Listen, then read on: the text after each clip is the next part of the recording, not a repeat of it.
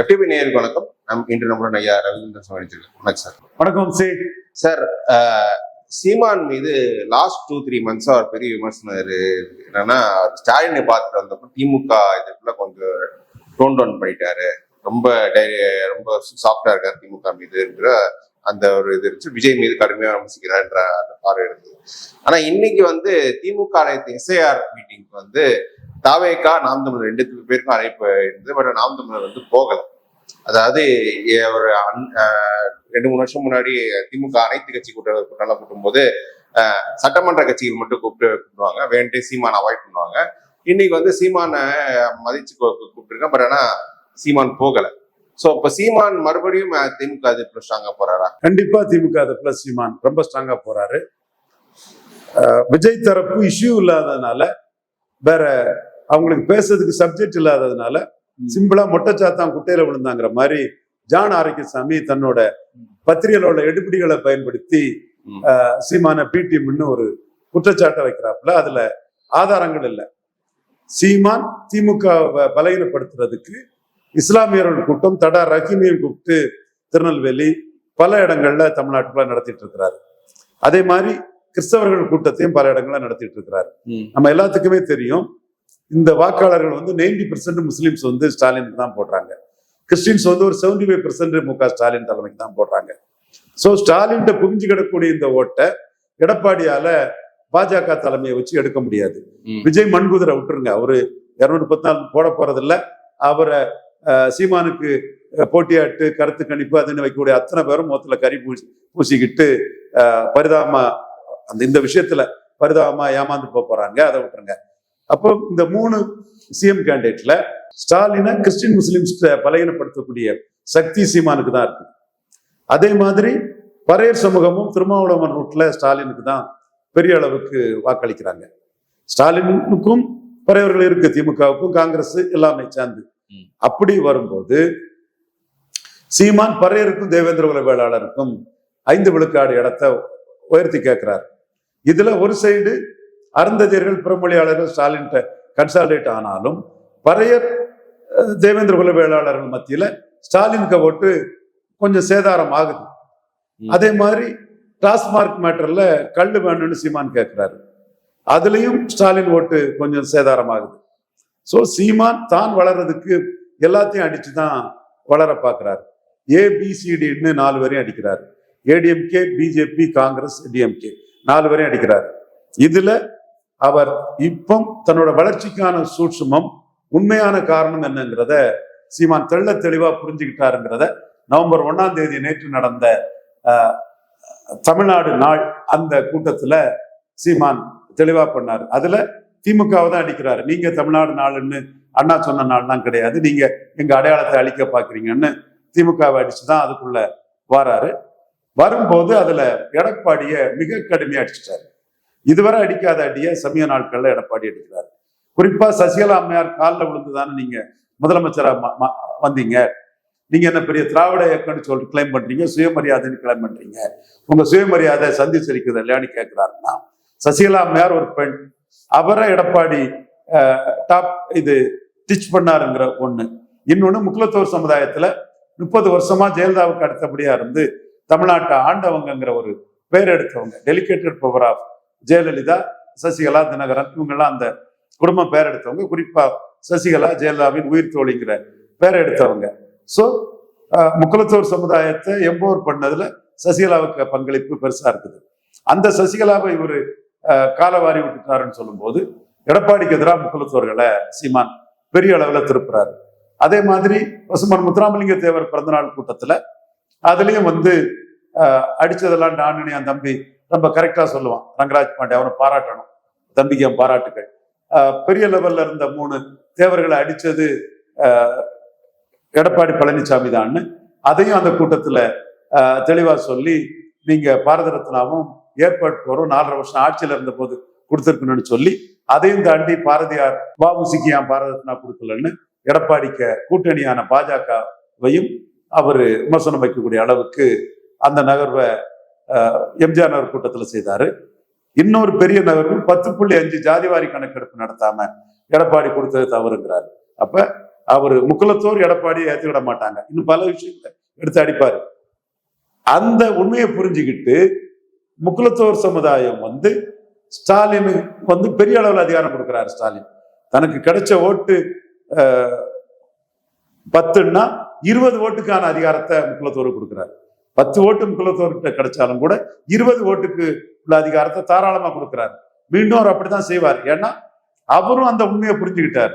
முக்குலத்தோர் ஸ்டாலினா எடப்பாடியான்னா எடப்பாடி எதிர்ப்பாங்க, ஸ்டாலின் ஆதரிப்பாங்கிற உண்மையை தெரிஞ்சனாலதான் டக்குன்னு இவர் திருச்சி சிவாவுக்கு துணை பொதுச்செயலாளர் போஸ்ட் எல்லாம் டக்குன்னு கொடுத்தாரு.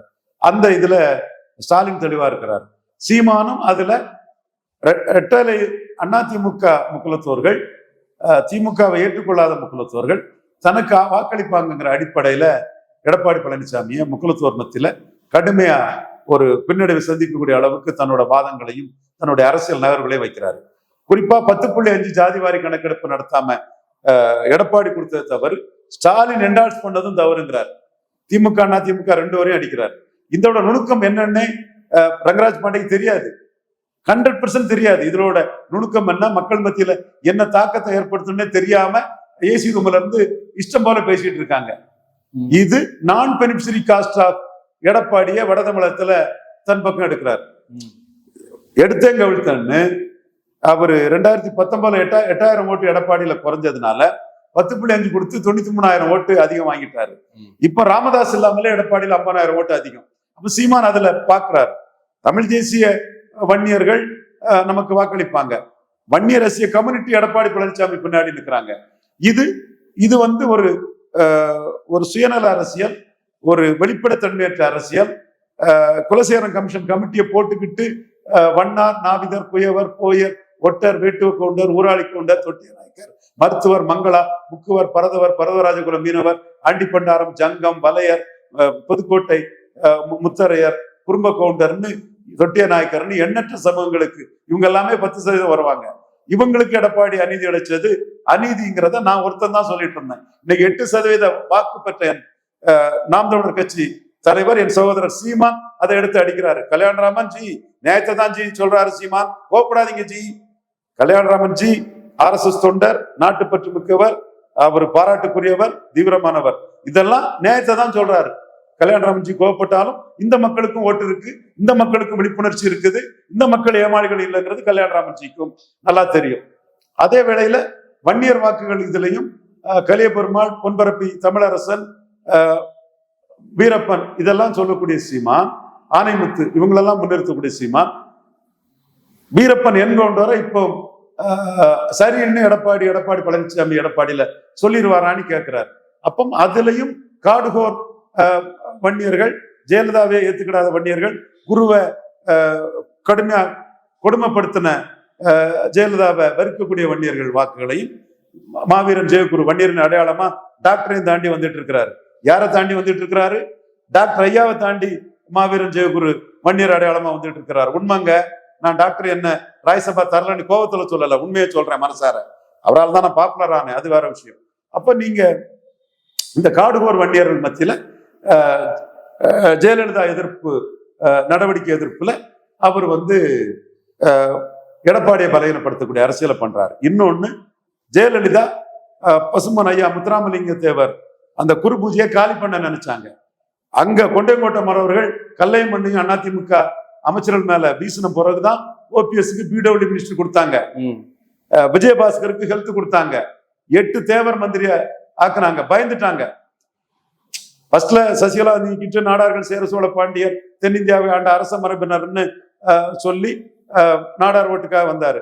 குண்டாசுல போட்ட என்ன ஒரு நாராயணன் கல்யாணத்துக்கு போய் சசிகலாவை நீக்கிக்கிட்டு ஜெயலலிதா நின்னாங்க. அதற்கு பிறகு அவங்க கனிமொழி ஸ்டெப் எடுத்து கனிமொழி கூட்டம் வர்றதும், இந்த ஓட்டு போனா அந்த ஓட்டு வருமா வராதாங்கிறதோட ஏற்கனவே இருந்த ஓட்டை பெற்றன்னு குரு பூஜையை காலி பண்ண நினைச்சவங்க, சசிகலாவை தூக்கி போட்டவங்க, பன்னீருக்கு பிடபிள்யூயும் இவரு விஜயபாஸ்கருக்கு ஹெல்த்தும் கொடுத்துக்கிட்டு முக்குலத்தோரிடம் ஜெயலலிதா விழுந்தார்கள். முக்குலத்தோர் வாக்கு வலிமையில் ஜெயலலிதா விழுந்தார்கள். ரங்கராஜ் பாண்டே இதுதான்பா உண்மை. அதைத்தான் சீமான் அடிக்கிறாரு. உனக்கு வலிக்கலாம், பட் உண்மை அது. ஜெயலலிதா குருபூஜையை காலி பண்ண நினைச்சதுனால தங்க கோஷம் கொடுத்தாப்புல பண்ண தப்புன்னு ஜெயலலிதா அடிக்கிறாரு ரங்கராஜ் பாண்டே. முடிஞ்சா சாணக்கியாவில இதுக்கு விளக்கம் போட்டு பாருங்க. அப்ப நீங்க இந்த இடத்துக்குள்ள முக்குலத்தோர் மத்தியில ஜெயலலிதாவுக்கு இமேஜையும் காலி பண்றாரு. கஷ்டம் அது. முக்குலத்தோர் மத்தியில ஜெயலலிதா இமேஜை காலி பண்றது கஷ்டம். ஆனா அதையும் சீமான் எடுத்து செய்யறாரு. சோ எடப்பாடிக்கும் ரெட்டலைக்கும் விழுந்த வாக்குகள்ல எந்த அளவுக்கு தனக்கு வாக்க ஏத்த முடியுமோ அதை சீமான் தெளிவா செய்யறாரு. இதையும் தாண்டி கொங்கு மண்டலத்துல புற வெள்ளாள கவுண்டர் பண்றாரு. அங்க கிளாஸ் டிஃபரன்ஸை கொண்டு வர்றாரு. சீமான் பெரிய அறிவாளி சவுக்கு சங்கர், சீமான் பெரிய அறிவாளி ரங்கராஜ் பாண்டே, நீங்க இருட்டுல இருந்துகிட்டு கிணற்று தவளையா இருந்துட்டு கருத்துக்களை சொல்லாதீங்க. ஷாமண்ணன் சொன்னாலும் அவருக்கும் சேர்த்துதான் இது. அங்க கிளாஸ் டிஃபரன்ஸை கொண்டு வர்றாரு. தான் இவரு வேலுப்பிள்ளை பிரபாகரன், தீரன் சின்னமலை கவுண்டர் ஏழையா இருந்து பெரிய அளவுல வளர்ந்தவங்கிறதும் சாமானியனா இருந்து பெரிய அளவுல சாதிச்சவங்கிறதையும் முன்னிறுத்துறாரு. இதுல யங் வெள்ளாள கவுண்டர்களை போடுறாரு. எடப்பாடிக்கு வெள்ளாள கவுண்டர்லாம் 60 வயசு தாண்டவங்க. வெள்ளாள கவுண்டர் பெண்களுக்கு முக்கியத்துவம் கொடுக்கிறாரு. எடப்பாடி வெள்ளாள கவுண்டர் பெண்களுக்கு முக்கியத்துவம் கொடுக்க மாட்டாரு. அப்ப வெள்ளாள கவுண்டர் பெண்களுக்கு முக்கியத்துவம் கொடுத்து எடப்பாடிக்கு பெண் வெள்ளாள கவுண்டர் ஓட்டுல வேட்டு வைக்கிறாரு. எடப்பாடி பழனிசாமிக்கு வெள்ளாள கவுண்டர் ஓட்டுல இளைஞர்களுக்கு முக்கியத்துவம் கொடுத்து வேட்டு வைக்கிறார். அப்ப அங்க ப்ரோ வெள்ளாள கவுண்டராட்டு அதிக வெள்ளாள கவுண்டர் கேண்டிடேட்டை போட்டு எடப்பாடியை பலகீனப்படுத்தினாதான் ஸ்டாலின் வர்சஸ் சீமான் வரும்னு சீமான் இருக்கிறாரு. எந்த அளவுக்கு அடிச்சாருங்கிறத ரங்கராஜ் பாண்டையும் சவுக்கு சங்கரும் நீதி நியாயம் நாணயம் நேர்மை இருந்தா தங்க வெப்புல போடணும். ஈரோடு கிழக்குல நிற்காதவங்கள களத்தை விட்டு ஓடிய கோழை நாய்கள்னு அடிச்சாரு. நான் தான் ஸ்டாலினை எதிர்த்தேன், மற்றவெல்லாம் கோழை நாயா களத்தை விட்டு ஓடிட்டானாரு. இது ஏன் அவங்க பேரை சொல்றேன்னா, அவங்க வெல்விசர் தான், என் தம்பிமார் தான், 2 பேரும் பெரிய ஆட்கள் தான். உண்மையை நீங்க மறைக்கிறீங்கன்னு சொன்னாதான் பொது புத்தியில அவங்கள்ட்ட ரவீந்திரசாமி கோழை நாய்கள் ஓடிட்டாங்கன்னு எடப்பாடி அடிச்சுதான் சீமான் வளர்றாருன்றது அவங்களுக்கு தெரியும். மேலும் அவங்க செல்ஃப் ரியலைசேஷன் பண்ணுவாங்க. ஓ, அண்ணன் சொல்றதான்பா கரெக்ட், சீமான் கரெக்டா தான் போறாரு. எடப்பாடியை பலகீனப்படுத்தி தான் 1% 8% வந்திருக்கிறாரு. சரி, இவங்க 2 பேருக்கும் மீண்டும் கேட்கிறேன், தம்பிமார்களே, நீங்க நாளைக்கு என்னவும் ப்ரெடிக்ட் பண்ணுங்க. உங்க ஆசைக்கு தான் ப்ரெடிக்ட் பண்ணுவீங்க, அதை நான் தடுத்துட முடியாது. ஜெயலலிதா உயிரோடு இருக்கும்போது 1% இருந்த சீமான் இன்னைக்கு 8% வந்திருக்காருன்னா, எடப்பாடி பழனிசாமி 2 சாதியை வச்சு சமூக நீதி சூறையாடுறத பிடிக்காத ஜாதிகள் தானே சீமானுக்கு போட்டு தூக்கி விட்டுருக்கான். அது உண்மைதானே? இதை நேர்மையா ஒத்துக்கணும் இல்லையா? அடுத்தால ஜெயலலிதா உயிரோடு இருக்கும்போது நோட்டாவுக்கு கீழே போன உழவங்கோட்டுல ரெட்டலையே 4வது தள்ளிட்டாருன்னா சீமான் அங்க நாடாரு 60% இருக்கான்னு அர்த்தம் இல்லை. அதிமுக 4வது போயிருக்குன்னா அங்க அதிமுக ஓட்டு போட்டது ஆசாரி, மீனவர்கள், இந்த பரையர் சமூகத்துல எங்க ஊர்ல சாம்பவர் சமூக சோதரர்கள் சொல்லுவாங்க, இவங்க தான் ஓட்டு போட்டாங்க. நாயர் ஓட்டு போட்டிருந்தாங்க. நாயர் சீமானுக்கு ஓட்டு போடுறதுக்கு வாய்ப்பு இல்லை. இங்க சமூக வலைத்தளத்திலையும் இங்க ஊடகத்துல வரக்கூடிய நாயர்கள் எல்லாம் சீமான் மேல வன்மத்தை தான் கொட்டுறாங்க. டைம்ஸ் ஆஃப் இந்தியா நாயர்கள் எல்லாம் சீமான் மேல வன்மத்தை தான் கொட்டுறாங்க, மலையாளிஸ் எல்லாம். பட் அங்க ஓட்டு போட்டது ரெட்டலைக்கு ஓட்டு போட்ட ஆசாரி, இவங்க சாம்பவர் சமூக மக்கள், முக்கோர் மீனவர்கள் தான் போட்டாங்க. அப்போ எடப்பாடிக்கு ஓட்டை எடுத்துதான் ஜெயலலிதா உயிரோடு இருக்கும்போது நோட்டாவுக்கு போன இடத்துல இருந்து எடப்பாடியை 4வது தள்ளி இருக்காரு. ரெட்டலை ஓட்டு எம்ஜிஆர் ஓட்டை ஜெயலலிதா ஓட்டை எடுத்து அதிமுக ஆட்சிக்கு வந்த புதுச்சேரியில ஈர்ப்பு சக்தி ஏற்ற எடப்பாடி பழனிசாமிய 4வது தள்ளிட்டாரு சீமான். இதுக்கு என்னையா காரணம் சொல்றீங்க? அங்க நாடாரா இருக்கான், வேணா அதுன்னு சொல்லு, கிராமணி இருக்கான், கிராமணி போட்டான்னு அதையும் ஏதாவது சொல்லுவீங்க. நல்லதுதான், 4 கிராமணி ஓட்டா சீமானுக்கு அப்போ வரம் கூடுதலா.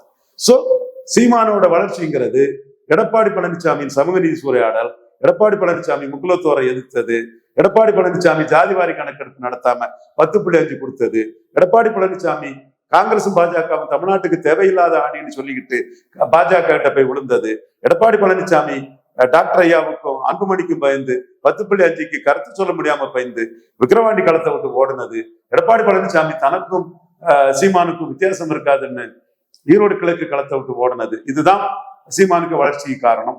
இப்பவும் 18% என்டிஏ ஓட்டும் எடப்பாடி பழனிசாமிக்கு எதிரான ஓட்டுன்னு சீமான் கருதுறாரு. மோடி பிரதமருக்குன்னு கொடுத்த ஓட்டு அசம்பிளிக்கு வராதுன்னு கருதுறாரு. அந்த புள்ளிக்குள்ளையும் அண்ணாமலை மேல பற்றுதல் கொண்ட வாக்குகள் கருதுறாரு. அதனாலதான் ஒரு கேள்விப்பதில்லை, கல்யாணராமன்ஜி கண்ட நடிகர்களுக்கெல்லாம் மன்றம் வைக்கும்போது என் தம்பி அண்ணாமலைக்கு ஏன் மன்றம் வைக்க கூடாதுன்னு சொன்னாருன்னா, அண்ணாமலை மேல பற்றுதல் கொண்ட அந்த 18% வாக்குகளும் 2 ஜாதி கட்சியாட்டு சமூக நீதி சூறையாடக்கூடிய, உங்களுக்கு சமூக நீதி சூறையாடல கல்யாணராமன்ஜிக்கு ரொம்ப விருப்பமோ, நல்லா விரும்புறீங்களா என் தம்பி, இவரும் RSSல உள்ளவர், உறுதியானவர், பாராட்டுக்குரியவர், கமிட்டட் கேடர், அதெல்லாம் வேற விஷயம். அப்போ அந்த இடத்துக்குள்ள அண்ணாமலை போடுவது மூலமா அந்த 18% ஓட்டும் பெரும்பகுதி எடப்பாடிக்கு டிரான்ஸ்பர் ஆகாம பாத்துக்கிறாரு சீமானுக்கு அது வரும்னு நினைக்கிறாரு.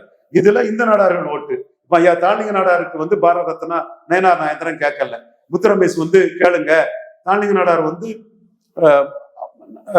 நாக்பூர் விஜயதசமி விழாவில் சிறப்பு அழைப்பாளராக போன ஒரு இந்து நாடார் வகுப்பை சேர்ந்தவர், கேரளாவில் எதிர்கட்சி தலைவராக இருந்தவர். மக்கள் தலைவர் எம்ஜிஆர்கிட்ட இந்துக்களுக்காக உங்க காவல்துறையை போக சொல்லுங்க, இந்த மாவட்டத்துல எவன் மிஞ்சிராணி பார்ப்போம் அப்படின்னு நேருக்கு நேரம் எம்ஜிஆர்கிட்ட இந்துக்களுக்காக சவால் விட்டவர்.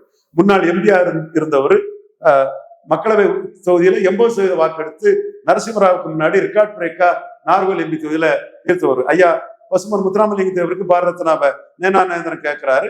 அவரு கஸ்டடியன் ஆஃப் இந்தியன் ரிலிஜன் என்னவர், வள்ளலாருக்கணியானவர் ஐயா முத்துராமலிங்க தேவர். அது கேட்கறது நியாயம்தான். அப்போ நயனா நாயந்திரன் ஐயா தாண்டிங்க நாடார் கேட்கணுங்கிற ஒரு கருத்தை முத்துரமேஷும் நாடார் அமைப்புகளும் முன்வைக்கிறாங்க.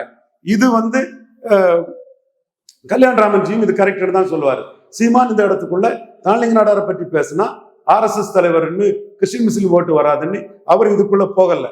ஆனா அவர் வந்து பாரதியாருக்காக கேட்கிறாரு.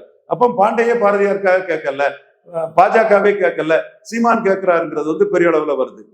அவரு பாபுசிக்காக கேட்கிறாரு, அதுவும் பெரிய அளவுக்குள்ள சீமானுக்கு ஒரு நன்மையை கொடுக்குது. ஐயா வைகுண்டரை பற்றி பேசுறாரு, அண்ணன் சிவாஜியை பற்றி பேசுறாரு, ஒரே குட்டையில் உரிய மட்டைகள் பேசுறாரு. இது மோடி பிரதமரில் விழுந்த இந்த நாடார் வாக்குகளை வந்து சீமானுக்கு கொண்டு வரும். பட்டியல் வெளியேற்றத்தை பற்றி சீமான் பேசுறாரு. ஐயம் நரேந்திரர் இவார் தேவேந்திரர்னு மோடி பேசினாரு. பல்லர்களே பாண்டியர்கள் சொல்லி தமிழன் எவனும் தாழ்ந்தவன் இல்லை, தேவேந்திர குல வேளாளர்கள் என்றால் யார் வேளாளர்கள்னு சீமான் கேட்கிறாரு. அப்ப இதுல எடப்பாடிக்கு விழுந்த மோடிக்கு விழுந்த தேவேந்திர குல வேளாளர் ஓட்டு சீமானுக்கு வர்றதுக்கு வாய்ப்பு இருக்குது. பிராமணர்களை ஒரு 6 பிராமணர்களுக்கு டிக்கெட் கொடுக்கிறாரு. பாரதியாருக்கு பாரத ரத்னா கேட்கிறாரு. பெரியார் மண்ணல்ல பெரியாரை மண்ணு அடிக்கிறாரு. சோ இதுல பிராமணர் வாக்குகளும் இந்த இடத்திலும் வியாபார பிராமணர்கள் வேறு, சாதாரண பிராமணர்கள் வேறு, வியாபார பிராமணர்கள் வேறு, சாதாரண பிராமணர்கள் வேறு. 6 பிராமணர்கள் சீமான் கேண்டிடேட் போடுறாரு. அப்போ மோடி பிரதமர் இருந்த பிராமின்ஸ் ஓட்டுல பெரும்பகுதி சீமானுக்கு வர வாய்ப்பு இருக்கு. சோ சீமானுக்கு ஸ்ட்ராட்டஜி கிளியர். 1% ஜெயலலிதா உயிரோடு இருக்கும் போது இருந்த நாம எடப்பாடி பழனிசாமிக்கு ஈர்ப்பு சக்தி இல்லாம அபகரிக்கும் நோக்கம் கொண்டவருங்கிறதுலையும் முக்குலத்தோரை எதிர்த்ததுனாலையும் சசிகலா மேல சிறைச்சாலையில கொல்ல சதினார் சீமான் போல்டா சொன்னாரு. சோ இந்த இடத்துக்குள்ள எடப்பாடியை பலகீனப்படுத்தி நம்ம 17% வாக்குகள் பெரிய அளவு வந்துடலாம். NDA ஈரோடு கிழக்குல நிற்காத தப்புன்னு சீமான் சொல்றாரு. கல்யாணராமன்ஜி அதுல அண்ணாமலையும் சேர்த்து தான் சொல்றாரு. ஜி அண்ணாமலை, இவர் எல்முருகன், நயினார் நாகேந்திரன், வானதி சீனிவாசன், பொன் ராதாகிருஷ்ணன், தென் இவங்க வானதி சீனிவாசன், இவர் ரெட்டியார் சீனிவாசன், H ராஜா, எல்லா பாஜக தலைவர்களையும் தான் சொல்றாரு கல்யாணராமன்ஜி. அண்ணாமலையும் சேர்த்து தான் சொல்றாரு. ஜி களத்தை விட்டு கோலத்தனமா ஓடுனவங்கன்னு தமிழக பாஜகவை சொல்றாரு. ஜி புரிஞ்சுதா ஜி உங்களுக்கு? விக்கிரவாண்டியில NDA நிற்குது.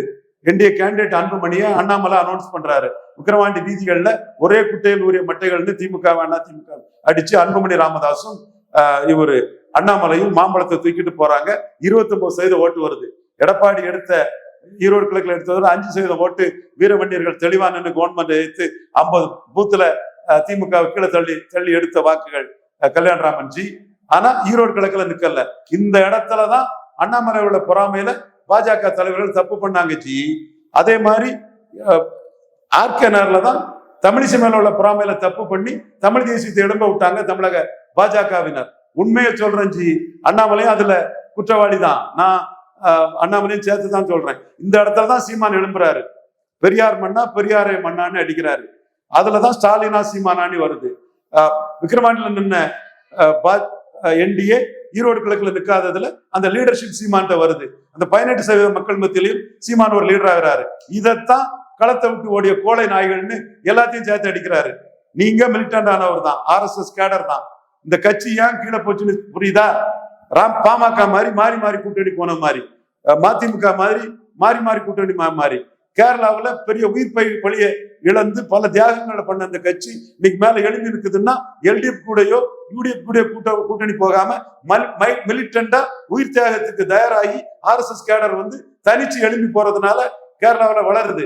இன்னைக்கு ஒரிசாவில் வளர்ந்திருக்கோம்னா தனித்து காங்கிரஸ் கூடயோ பிஜேபியுடைய கூட்டணி போகாம ஃபைட் பண்ணி வளர்ந்திருக்கோம். தெலுங்கானால வளர்ந்திருக்கோம்னா அந்த ஃபைட்டு தான் காரணம் இன்னைக்கு. ஆனா தமிழ்நாட்டுல சொத்தையா சொதப்பலா மாறி மாறி கூட்டணி போட சொதப்பல் கட்சியா போயிட்டு வன்னியர்களை நம்பி வீர வன்னியர்களை நம்பி விக்கிரவாண்டில நின்ற அந்த கட்சியால இந்த கட்சி கூட்டணியால ஈரோடு கிழக்குல நிற்க முடியல. சீமான் சுத்த வீரன் நின்னா. நீங்களும் ஒரு போல்டானவங்க தான் கல்யாணராமன்ஜி. உங்களுக்கு தெரியும் ஃபார்ச்சூன் ஃபேவர்ஸ் த பிரேவ்.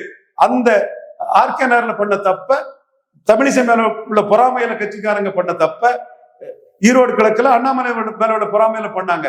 அதனால சீமான் வளர்ந்துட்டு இருக்காரு.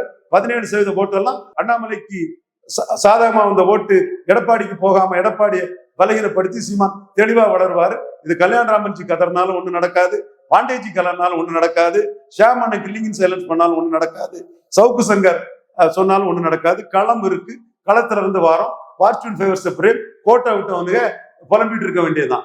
நீ ஏன் ஈரோடு கிழக்குல நின்று ஒரு கேண்டிடேட்டை போட்டு சீமான 3வது தள்ள முடியல? அப்ப உனக்கு விக்கிரவாண்டியில மட்டும் களத்துல நிற்க முடிஞ்சது இல்ல. இந்த மாதிரி விஷயங்கள் தான் சீமானுக்கு லாபத்தை கொடுக்குது. எடப்பாடியை பலகீனப்படுத்திதான் சீமான் வளர்கிறாரு. எடப்பாடி பலகீனப்படுறதுனால ஸ்டாலினுக்கு அது லாபமா இருக்குங்கிற ஒரு சூழ்நிலையில கல்யாணராமன்ஜி வருத்தப்படுறாரு, பாண்டே வருத்தப்படுறாரு, சவுக்கு சங்கர் வருத்தப்படுறாரு. பட் ஸ்டாலின் தோற்கடிக்கப்பட முடியாதவர் அல்ல. ஸ்டாலின் தோற்கடிக்கப்பட முடியாதவர் அல்ல. 57, 62 காமராஜ் உயரத்துல 40% வாக்கு பலத்தோட ஸ்டாலின் இருக்கிறாரு. 45 குறைய மாட்டாரு. ஆனா 1 to 1 அவரே தோற்கடிக்க முடியும். இதுதான் யதார்த்த உண்மை. சரி சார், இவ்வளவு தூரம் இணைஞ்சு எங்களோட கேள்வி பதில் சொல்ல முடியும் சார். தேங்க்யூ.